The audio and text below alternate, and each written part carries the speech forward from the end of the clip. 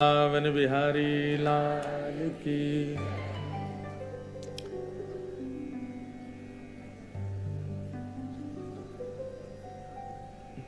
तो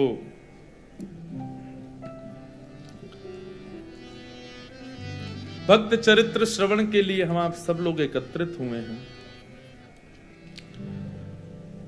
मैं कल बंबई में कथा पूरी हुई, तब से ये विचार में था कि किससे प्रारंभ करूं, कहां से आज के स्वरूप का, भूमिका का प्रारंभ करूं।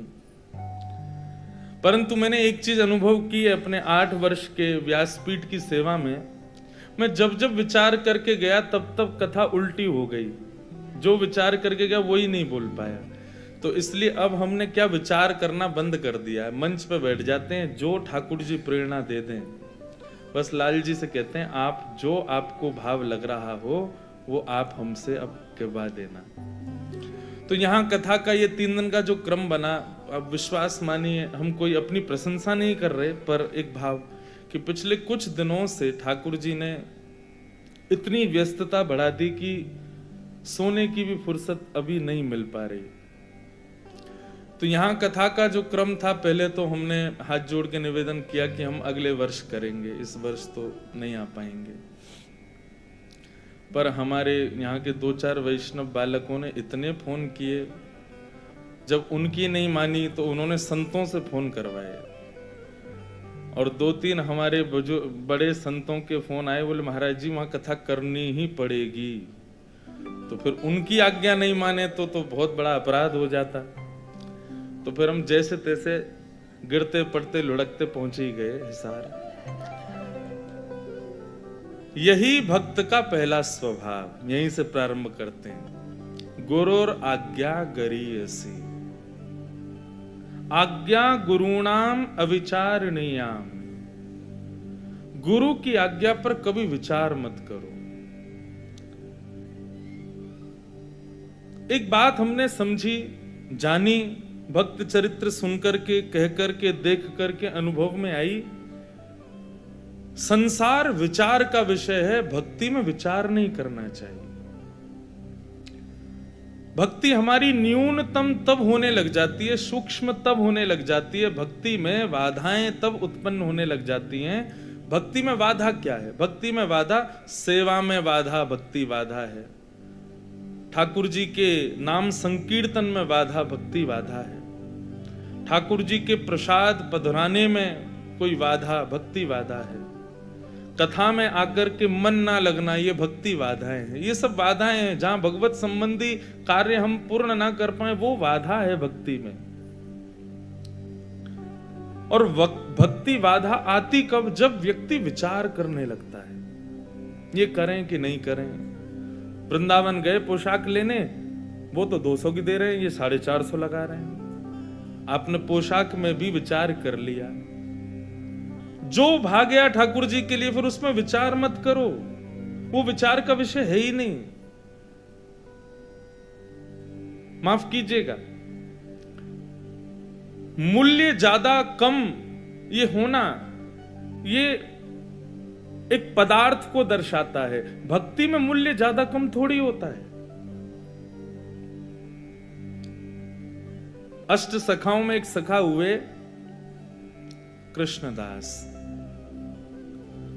कृष्णदास जी का स्वभाव ऐसा था कि उनके नेत्रों को जो भा जाए, तो वो ये नहीं सोचते थे कि ये मुझे भाया है, वो सोचते थे मेरे लाल जी को भा गया है। उनके कानों को कुछ भा जाए स्वर, तो ये नहीं विचार करते थे कि कितना अच्छा है, मुझे बहुत अच्छा लगा, नहीं, मेरे ठाकुर जी को भाया है। हर स्थिति में अपने ठाकुर जी की इच्छा को प्रधानता देते थे। तो ग्रीष्म ऋतु का समय, गर्मी का समय, मन में भाव आया, कृष्णदास जी पौड़े हुए थे लेटे लेटे, तभी गर्मी लगी तो थोड़ा किसी वस्तु से पंखा कर रहे थे, गले में थोड़ी गर्मी लगी तो जलपान किया। उसके बाद विचार किया कोई ऐसा फल खाया जाए जिससे थोड़ी गर्मी शांत हो। तो मन में विचार आया, बोले जरूर ठाकुर जी को गर्मी लग रही है, इसीलिए मुझे गर्मी लग रही है। निकल गए महाराज बाजार में लेने के लिए खरबूज। जैसे ही पहुंचे तो महीने का पहला फल आया था। लेने के लिए जैसे ही पहुंचे, दुकानदार से जाके बोला, भैया कितने का लगाया, भाव मोल करो।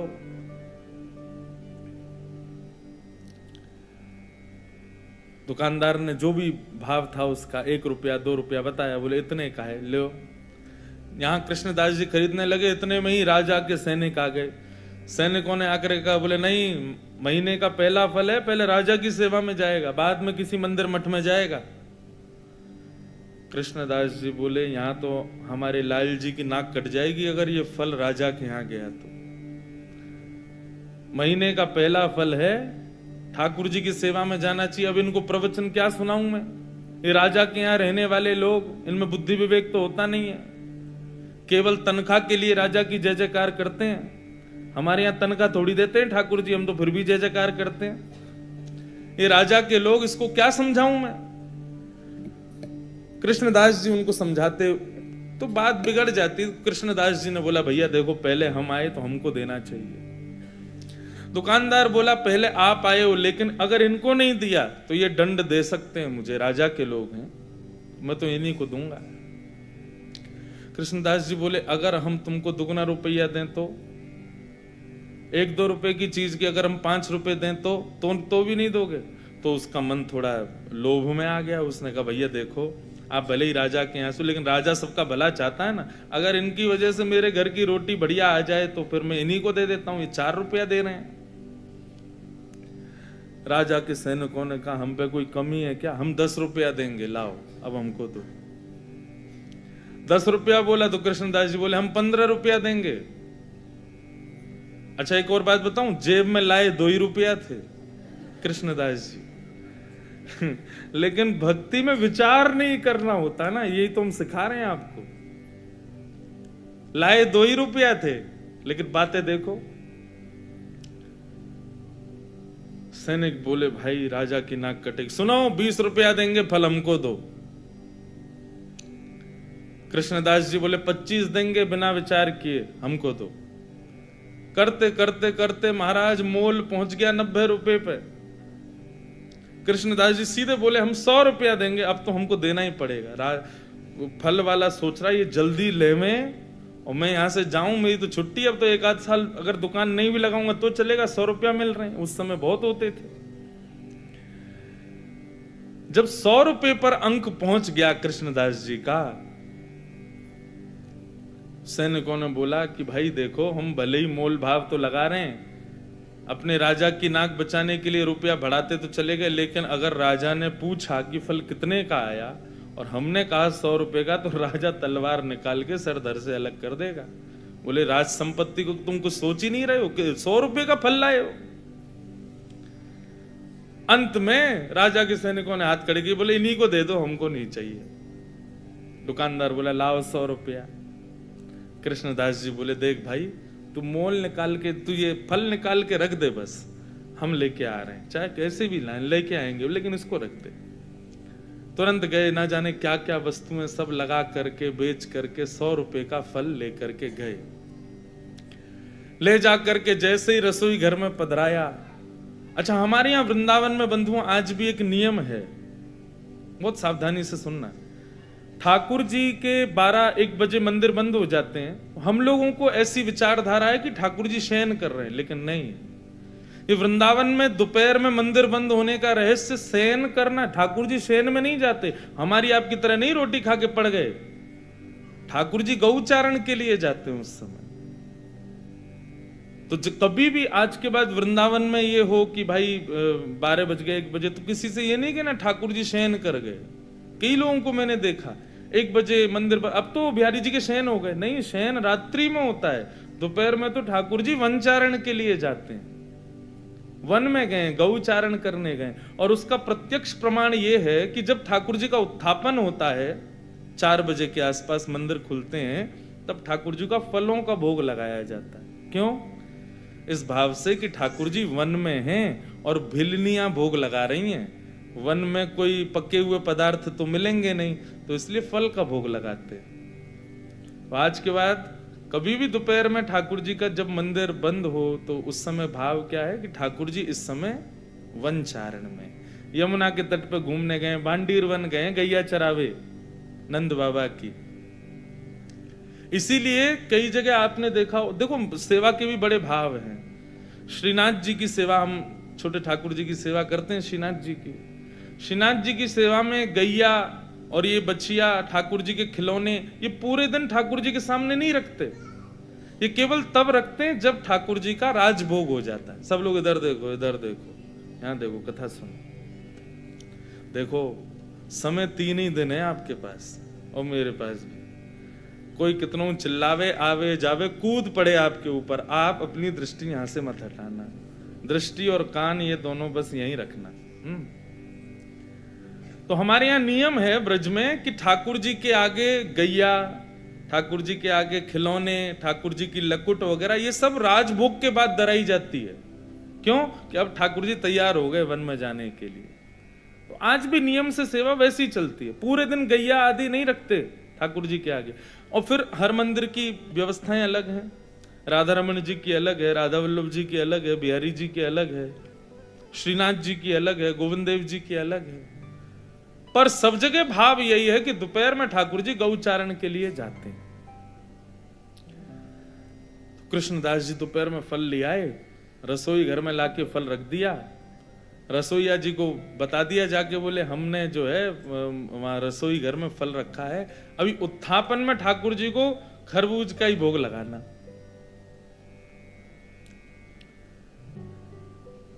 कृष्णदास जी बड़े प्रसन्न थे कि भैया महीने का पहला फल ठाकुर जी की सेवा में आएगा, ठाकुर जी पाएंगे, आनंदित हो जाएंगे।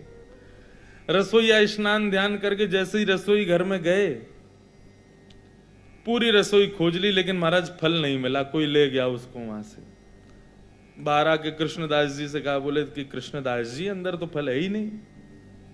बोले अरे मैंने वहीं रखा है। बोले मैंने देख लिया, कहीं भी नहीं है, सब जगह खोज लिया महाराज, फल तो कहीं चला गया, उसको कोई और ले गया। कृष्णदास जी बड़े व्याकुल हो गए। बोले एक तो मैं अपने लाला की नाक बचावे के काजे राजा के सिपाहियन से लड़ झगड़ के लायो, 2 रुपया के फल को 100 रुपया को लेके आयो, कितनी वस्तु बेच के आ गए हो। इस बात का दुख नहीं कि इतना महंगा लाया, इस बात का दुख नहीं कि इतना लड़के लाया, इस बात का दुख कि ठाकुर जी उसको पा ना पाए, कोई और ले गया। बड़े दुखित बैठे थे मंदिर के अंदर। उत्थापन का समय अन्य फलों का भोग ठाकुर जी को लगा दिया, लेकिन कृष्णदास जी का मन बड़ा विचलित। पुजारी जी आए, बोले कोई बात नहीं, अब हमने अन्य फलों का भोग लगा दिया है, अब फिर कभी कृष्णदास जी, अब कृष्णदास जी किस किस को बताएं। अच्छा एक और बात बंधुओं, जो बात बात पे ये बताए ना, मैं तो ये करके लाया था, मैं तो इतनी मेहनत से लाया था, समझो उसको इस बात से चिंता नहीं कि ठाकुर जी ने धारण नहीं की, उसको इस बात की चिंता कि मैंने मेहनत की थी। कृष्णदास जी को ये चिंता ही नहीं थी कि मैंने कितना श्रम किया, उनको ये चिंता थी ठाकुर जी ने पाया नहीं। रोते रहे, सब समझाते रहे कृष्णदास जी को। उत्थापन का भोग जब अनोसर हुआ और पुजारी जी ने बाहर आकर के जैसे ही कपाट खोलने की घोषणा की, सब दर्शनार्थी खड़े हो गए। कृष्णदास जी के भी नेत्र लाल पड़े थे। जैसे ही कपाट खुले तो क्या पाया, ठाकुर जी के उर्ध बाहु के ऊपर वही फल रखा जाता जो कृष्णदास जी लेकर के आए थे। रसोईया लाता उससे पहले ठाकुर जी रसोई घर में जाके ले आए उस फल को और अपनी भुजा में ला करके धारण कर लिया।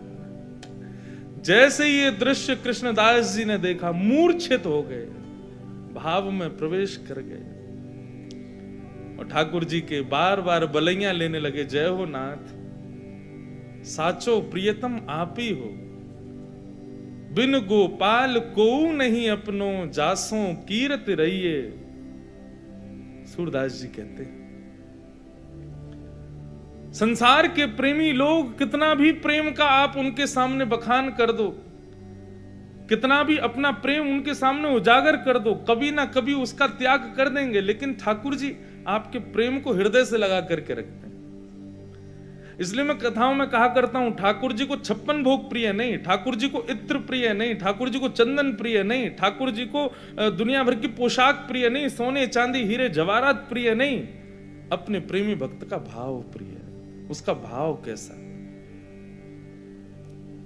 उसका भोग ठाकुर जी लगाते हैं। 56 भोग है, इससे ठाकुर जी को कोई अभिप्राय नहीं। इसलिए भैया भक्ति का पहला सूत्र अपना लीजिए कि भक्ति विचार का विषय नहीं है, विचार नहीं करना है। आप विचार मत करो, बस जो करना भाव मन में आ गया बस कर दो, ठाकुर जी सब संभाल लेंगे। ये विचार उत्पन्न होना और फिर स्वयं को उसके ना योग्य मान करके उस क्रिया को ना करना, ये ठाकुर जी की परीक्षा है। पहले तो आपके हृदय में ऐसा विचार उत्पन्न करा देंगे कि ऐसा ऐसा मुझे उत्सव करना है ठाकुर जी का, और फिर बाद में आप सोचो अरे हम पर धन तो है ही नहीं, हम तो कर ही नहीं पाएंगे। आप जैसे ही उस भाव से पीछे हटे, ठाकुर जी आपको परीक्षा में फेल कर देंगे। फेल क्यों? विचार कर रहा है। रैदास जी का चरित्र सुना है? जब ठाकुर जी उनकी सेवा में आए ना, तो रैदास जी अपने ठाकुर जी को, रैदास जी का स्वभाव था कि वो तीर्थों में ही घूमते रहते थे, लेकिन जब से ठाकुर जी सेवा में आए तब से उनका तीर्थ छूट गया। क्यों? ठाकुर जी को समय पे भोग नहीं लग पाता, ठाकुर जी को यथा उचित स्थान पे बैठा नहीं पाते, क्या करें, तीर्थ जा ही नहीं पा रहे थे। तो रैदास जी ने ऐसा बना लिया, अपनी कुटिया में ही अलग अलग तीर्थों के नामों से पर्चियां लगा दी, और रोज ठाकुर जी का श्रृंगार करके कहते, कहो लाल जी कहां चलोगे? अच्छा तो आज रामेश्वरम जाना है। ठाकुर जी की चौकी उठाते, नेत्रबंद करते, ओहो देखो कितना सुंदर समुद्र बह रहा है, देखो ठाकुर जी रामेश्वर नाथ भगवान का अभिषेक चल रहा है, लोग ओम नमः शिवाय का उच्चारण कर रहे हैं, और ठाकुर जी की चौकी 2-4 बार ऐसे घुमा के रामेश्वरम जहां लिखा होता है तो वहीं बैठा, पहुंच गए रामेश्वरम, जय हो, बोलो भगवान शिव की जय हो।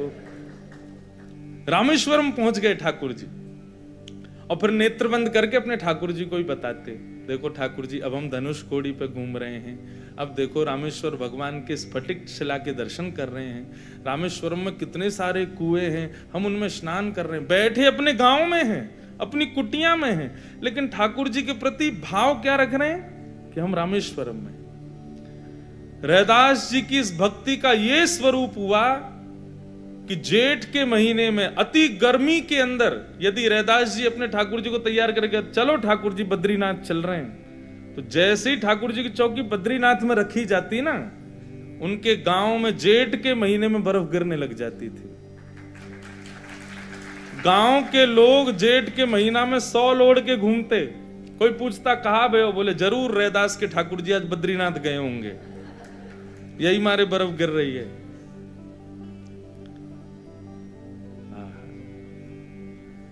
तो पहला सूत्र क्या है भक्ति का? विचार नहीं करना है। ठाकुर जी की सेवा है, ठाकुर जी का कोई सेवा प्रकल्प है, ठाकुर जी की सेवा में कोई वस्तु पधरानी है, उस पर विचार मत करो। बस जो प्रिय है ठाकुर जी को तुरंत ठाकुर जी को अर्पण करो।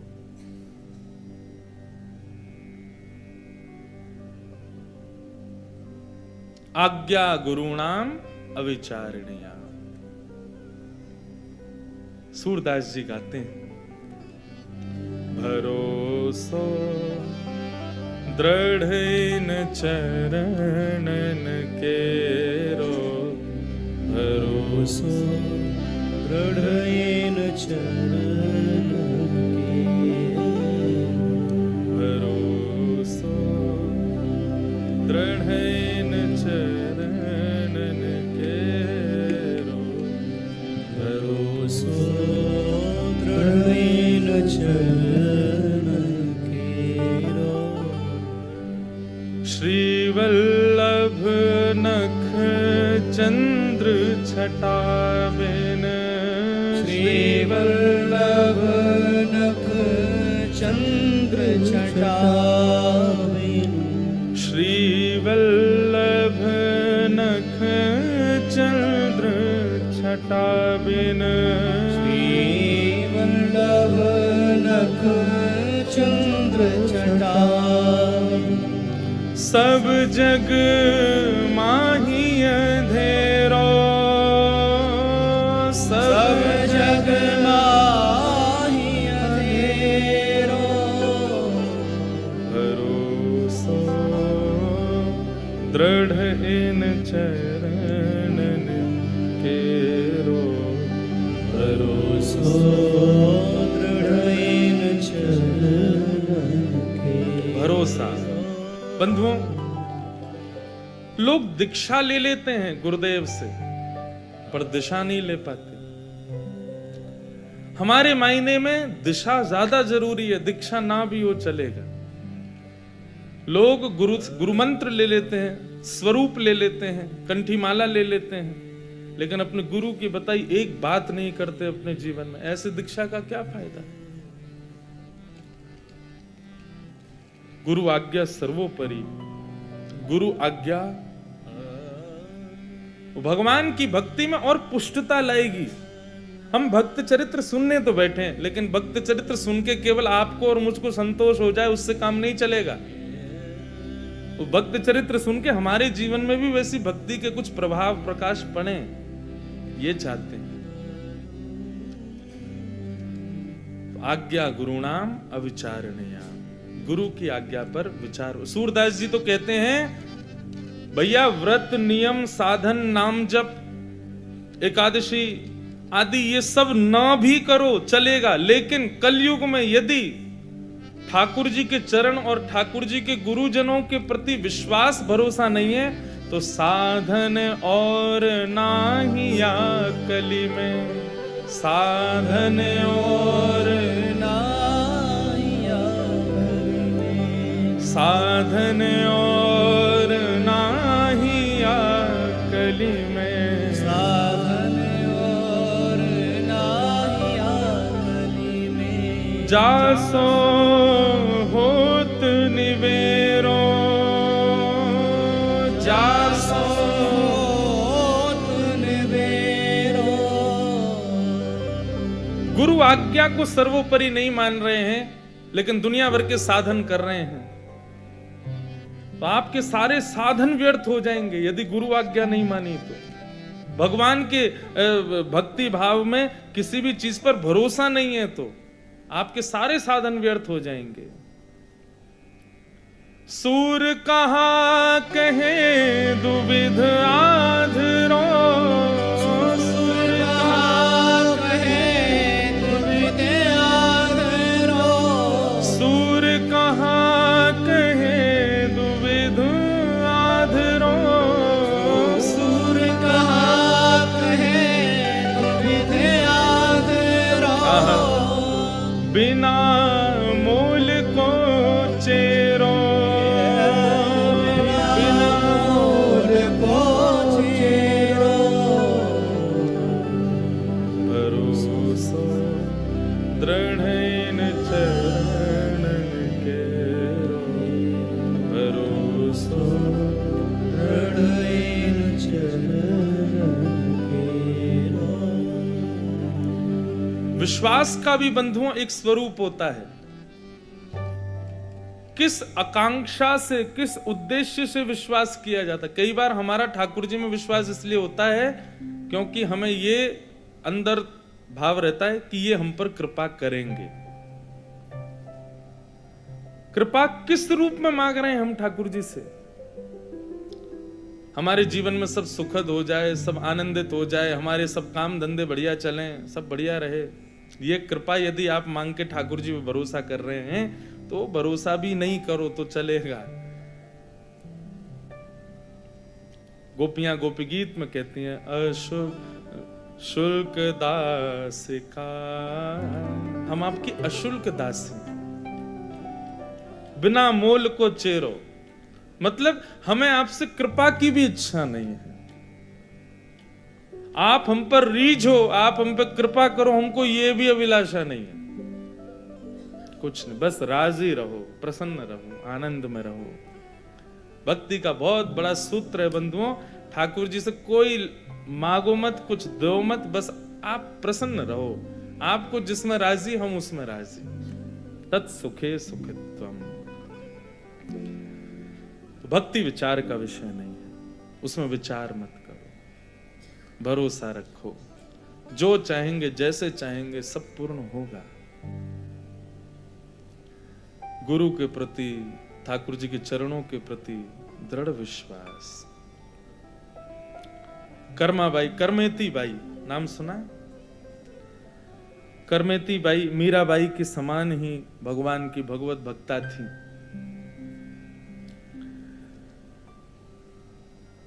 ब्याह जिस दिन था ना करमेती बाई का,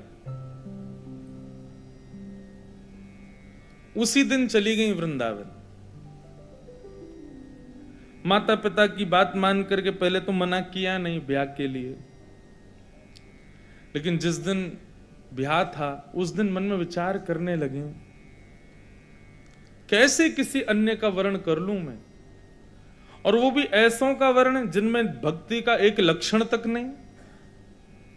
आजकल हम लोग वर्ण करते हैं तो क्या देखते हैं, बुरा नहीं मानिएगा, चाहे कन्या वर का वर्ण करे चाहे वर कन्या का वर्ण करे, हम दो चार चीजें देखते हैं। एजुकेशंस कैसी हैं, परिवार कैसा है, रूप कैसा है, धन कितना है।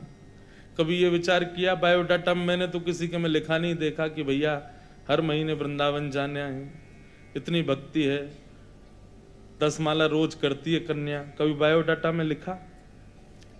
यहाँ जितने भी भाई लोग और बहन लोग बैठे हैं जिनके ब्याह नहीं हुए हैं, अपने बायोडाटा में ये मेंशन करवाना आप कितनी माला करते हो।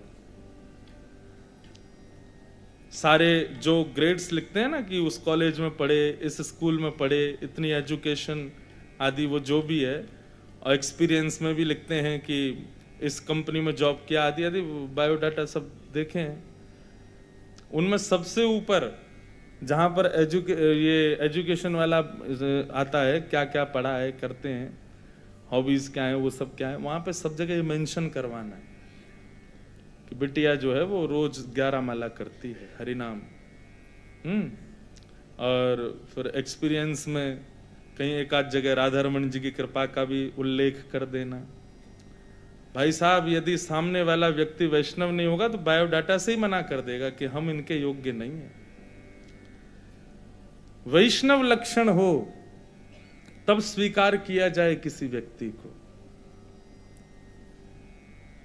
और ये पहले हिसार से ही प्रारंभ हो कि भाई हिसार से बायोडाटा आते हैं तो उनमें ये लिखा आता है कि कितने नाम जापक हैं, कितना वृंदावन जाते हैं, गुरु जी कौन हैं, घर में राधा माधव की सेवा होती है, यही हॉबी है बच्चों की, उन्हीं की सेवा में ही उनको सुख मिलता है। ये बातें हम कहाँ मेंशन करते हैं? हम केवल वो चीज दिखाते हैं जिससे सामने वाला प्रभावित हो जाए। यदि वैष्णव होगा सामने वाला तो वो इस